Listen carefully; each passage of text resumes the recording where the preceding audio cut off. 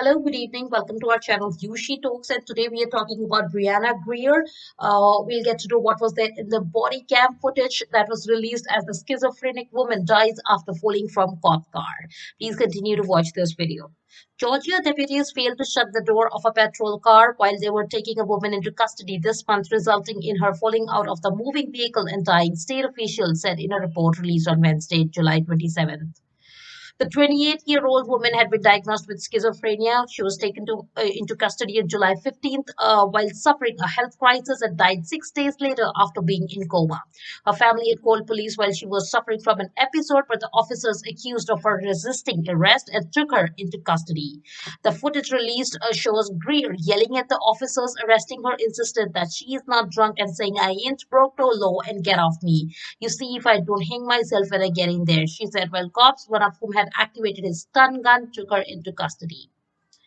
Civil rights attorney Ben Krampus, representing the Greer family, said Greer had a mental history of mental health crisis, and the family had called police several times in the past, but this time they only called the police, and the police did not bring the ambulance with them. Even though Miss Mary clearly stated that she was having an episode, Crump explained at a news conference when they used to come out to the house, they'd call it ambulance service. Greer's father, Marvin Greer, said the ambulance service would come out and they would take her to the hospital to get some help.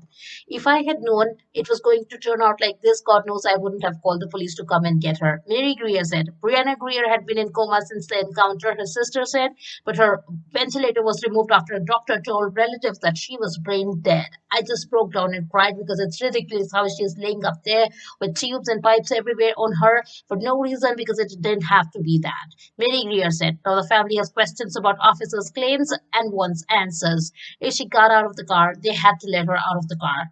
Mary Greer said, "That's my interpretation because in a police car, you can't open the door from the inside. It had to be outside." She's right. Geoffrey Alpert, a professor of criminal justice at the University of South Carolina and an expert on police training, told petrol cars are always supposed to be locked from inside.